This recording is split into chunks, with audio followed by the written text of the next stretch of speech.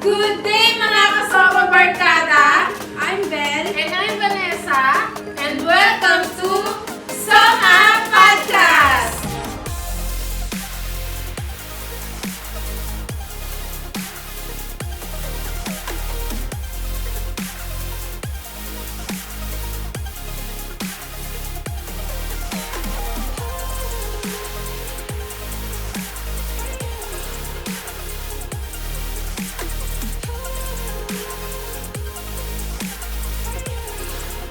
So ayun na nga mga kasama barkada, nandito na naman tayo another week of one of our MSMEs onboarded na sa Somago bilang guest natin dito sa ating Soma Podcast. So ito naman yung shop na sobrang ganda ng mga lip tint, ng mga lip balm. Napaka siya, long lasting effect niya dun sa cheeks, sa lips. Ito all the way from Carmona, Cavite. Nag-start siya noong 2018. Please welcome Ma'am Yasmin Taladyar. Hello, Ma'am! Gandang Yasins, ma'am. Gandang Yasins Somago. Yes, Yasins. Kasi nga naman, si Ma'am Yasmin is from Yasins Cosmetics. Ganun pala yung intro dapat ng no, Gandang Yasins. Nataray nung ano ni Ma'am. Ganda ng background ni Ma'am, di ba? So, super promote sa kanyang mga products. So, ano nga ba yung first question natin kay Ma'am Yasmin Bell? So, ayun ma'am, ang first question po namin, can you share with us the story behind of your business and how it come to po? Like, maaari niyo po bang ibahagi sa amin kung ang kwento sa likod po ng inyong negosyo at paano po kayo napunta sa ganitong opportunity na makapag-create ng sarili niyong product, ma'am? Bali po, nag-start po ako sa Yasins 2018 po. Nung una po, nagre-rebrand lang po ako. Kinukuha ko yung product sa ibang mga manufacturer po. Kaso nagkakaproblema ako kasi yung iba, sinasabi nila hindi daw long lasting yung lip tint. Tapos ilang buwan lang may amoy na daw yung lip tint.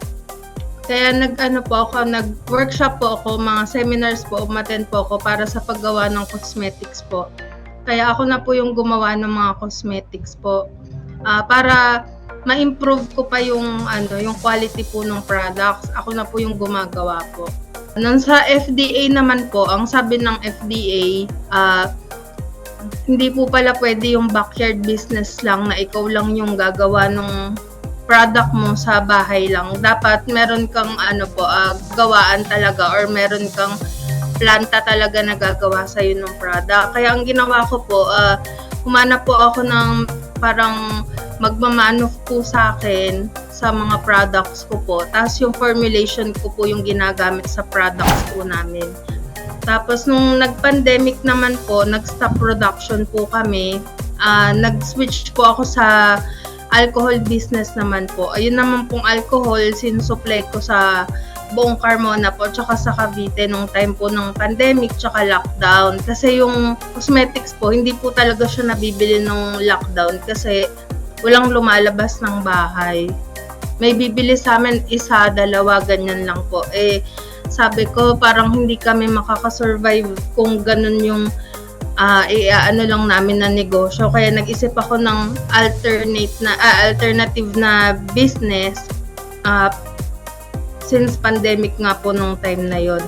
Tapos after po nung pandemic, ayun po, nag-focus na po ako sa product po namin. Ayan, pinopromote na, ganyan. Tapos tuloy-tuloy na rin po ulit yung benta namin. Tapos ngayon po, medyo marami-rami na rin po nakakakilala sa Yasins. Sa tulong po yan ng DTI, ng KMME po, ng mga sinuportahan po kami talaga, tsaka yung Go Negosyo po, yung CAPE, yung Cavite Association of Producers and Entrepreneurs po, ayan. So ayun na nga matagal na nga si Ma'am Yasmin sa mundo ng e-commerce. 2018 na ma'am, so 5 years na kayo. So marami na rin kayong mga malayo na yung narating ng products ninyo. Marami na rin kayong naging achievements. Nakita ko last time, ma'am, di ba nandun kayo dun sa Manila Hotel, yung sa National MSME Summit. Din kayo isa kayo dun sa mga inimbitahan na MSME doon. So, kamusta kami experience na ganun, ma'am? Ma'am, medyo kasi first time ko po yun na mag-a-attend po ng ganong summit na malaking po talaga, event po ng DTI. Kaya sobrang grateful po ako. Isa po ako sa napili na maka-attend po sa MSME Summit po. Ayun na nga. Sobrang daming malalaking mga negosyante po yung nandun, tapos mga government po sa DTI, ganyan po. Malalaking brands na talaga po yun nandun. Kaya sobrang grateful po. Isa po kami sa napili kahit maliit lang po yung brand ko po. Yes, ma'am. No? Tama naman yun. Kasi syempre, kahit maliit lang naman yung brand ni Ma'am Yasmin, sa ngayon naman, tuloy-tuloy naman yung naging yung brand awareness ng products niya, yung store niya. So, syempre, isa din siya sa mga naging sellers natin ngayon sa Somago nag-onboard. So, mas malaki na rin yung magiging yung wide access ng Yasin's Cosmetics nationwide dito sa Pilipinas. So, dahil nga matagal ka na rin sa e-commerce, ma'am, 5 years ka na, ano naman yung mga naging challenge mo nun nung nag-uumpisa ka pa lang na pumasok sa e-commerce? Nung una, ma'am, wala talagang umu-order, ma'am. Kasi hindi kilala yung brand, hindi pa nila natetest yung products namin. Kahit anong post ko, wala talagang bumibili, walang nag-check out ng mga products ko. Pero hindi ko po tinigilan talaga. Pinost ko ng pinost. Sabi ko nga, makulitan na kayo, bahala kayo. O-order din kayo pag makulitan kayo sa mga posting ko. Tapos, ma'am, tinuloy-tuloy niya lang yung pagpo-posting sa Facebook, sa mga social media niyo din, ma'am. Ayan, ma'am, sa business talaga, ma'am, ang talaga dyan, unang magtitiwala sa yung stranger. Ayun, may first stranger na nagtiwala sa Yasin's, umorder po siya. Tapos maganda yung review niya sa products. Ayun po, nagtuloy-tuloy na po. Yung friend niya umorder, yung kamag-anak niya umorder din po. Kasi nakikita nila na maganda po yung product, tsaka mura lang po yung product. Affordable po sa price po natin. Oo, ma'am. Tama yun kasi maliban sa mura lang yung products niya, tapos maganda pa kasi yung quality. Yung mga Pilipino kasi dyan talaga mahilig. Maliban sa mura, tapos maganda pa yung kalidad ng produktong binibenta mo, talagang tatangkilikin nila. Sobrang effective na advertisement ang word of mouth, no? So, lalo na yan sa kahit saan. Yes. Lalo na sa chismis. Sobrang laking bagay ng word of mouth. Diba? Kaya nga bilis kumalat ng balita. Sabi nga nila, parang may pakpak yan. So, ganun din sa negosyo. Kaya tama yung nangyari kay Ma'am Yasmin. Kasi may isang tao na naniwala sa produkto niya, maganda. Kaya binalita niya din yan sa mga kilala niya na, uy, bili kayo dito. Ganda ng products niya. Parang prinomote rin po nila yung products nyo kahit hindi nyo po alam.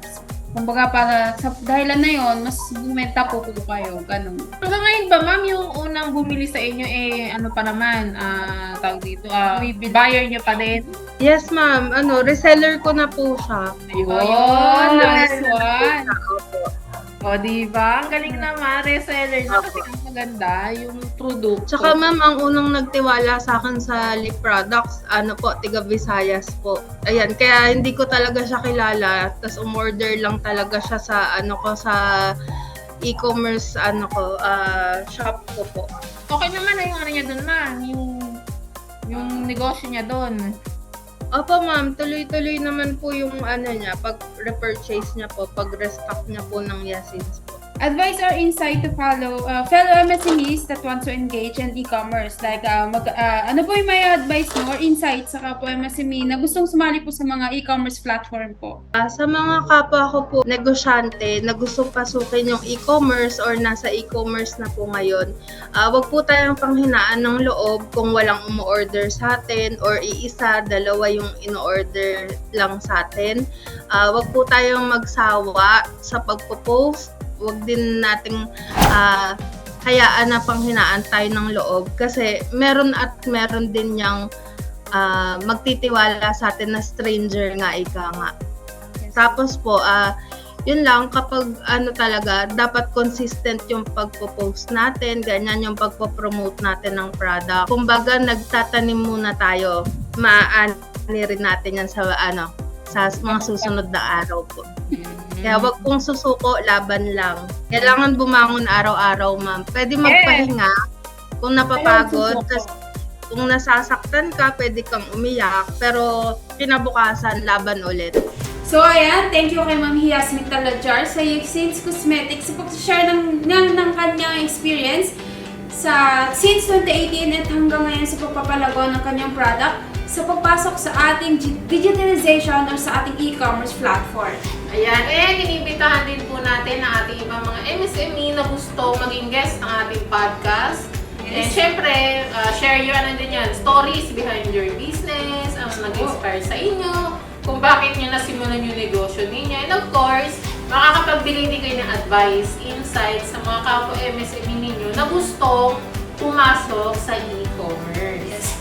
So, ayun na nga mga kasama barkada. Like, share, subscribe, and don't forget to click the notification button para lagi kayo updated sa ating mga YouTube videos. And don't forget to follow our social media account, which is the TikTok, Facebook, Instagram, Twitter, and yun.